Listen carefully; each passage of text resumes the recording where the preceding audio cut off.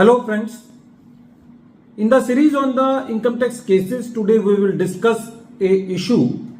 which is based on the penalty under section 271AA(b) and which is a penalty which is being imposed for the matters which are covered under such. The issue before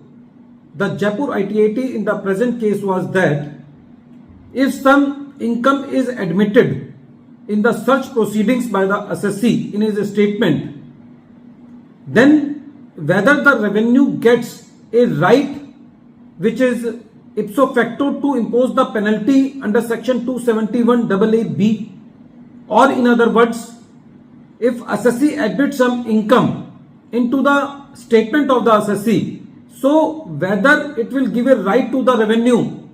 to impose the penalty also in addition to the making the addition into the income of the assessee. This issue has been taken by Jaipur ITAT in the case of Aeshwarya, Jain versus Deputy Commissioner of Income Tax, and this case has been reported in 119 ITR Tribunal at page number 555. The date of the judgment is 7th January 2020. In the present case, a search was made on the assessee, and in that search, some loose papers in the form of plan, map of the residential house, which contain only design and the electrical plan.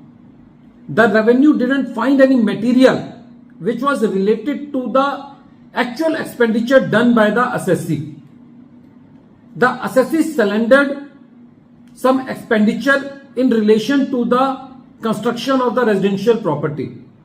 And on the basis of that statement and not on the basis of any incriminating material relating to the expenditure, the assessing officer made addition into the income of the assessee in the form of expenditure on the residential house under section 69. When the assessment was completed, the learned assessing officer proceeded with initiating and imposing the penalty under section 271AA(b), and when the assessee was show caused for this notice, the assessee submitted that according to the explanation to section 271AA(b), the income surrendered by the assessee does not come into the definition of the undisclosed income because it is not represented by any money, bullion, jewellery or other valuable article or thing, and the income which is admitted by the assessee into the statement also does not come in the form of entry recorded in the books of accounts, which is found to be false and would not have been found if the search has not been made on the assessee. So in both these clauses,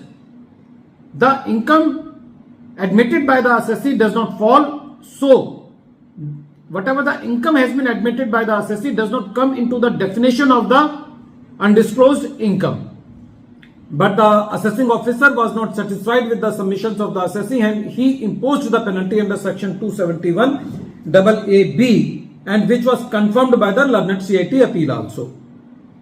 When this matter travelled to the tribunal, the tribunal said that in the present case, in the absence of undisclosed income revealed by the seized material, the income cannot be termed as undisclosed income as per the explanation to section 271AA(b). The tribunal said that in the present case, the income surrendered by assessee could not be said to be undisclosed income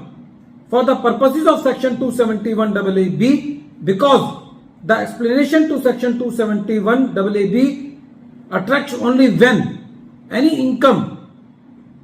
is represented by any money, bullion, jewellery or other valuable article or thing, or it is related to any entry found in the books of the assessee which is found to be false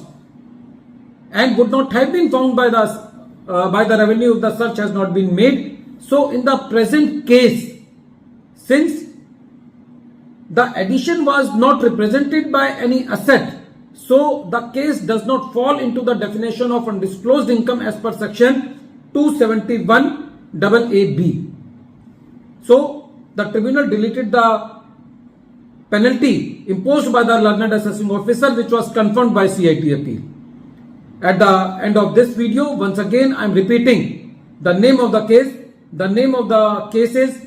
Aeshwarya Jain versus Deputy Commissioner of Income Tax, and this case has been reported in 119 ITR Tribunal at page number 555, and the date of the judgment is 7th January 2020. Thank you, friends.